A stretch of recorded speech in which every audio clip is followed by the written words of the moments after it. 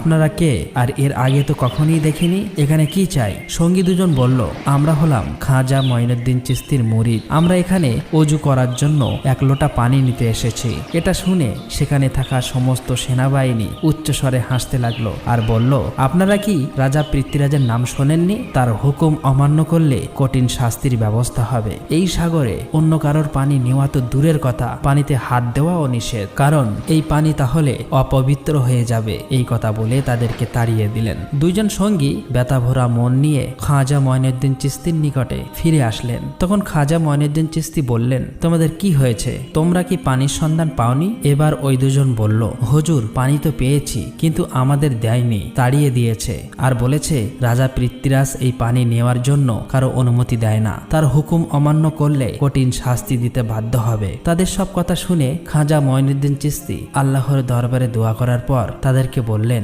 তোমরা আনা সাগরের সামনে গিয়ে বলবে খাজা মঈনুদ্দিন চিশতি আমাকে পাঠিয়েছে। অতঃপর দুইজন সঙ্গী আবারও অজুর পানি আনার জন্য রওনা হলেন। তারা যখন আনা সাগরের সামনে গিয়ে হাজির হলো, সেনাবাহিনীরা তাদেরকে দেখে বলল, কি ব্যাপার, তোমরা আবার এসেছো কেন? তখন তারা বলল, অজুর পানি নিতে এসেছি।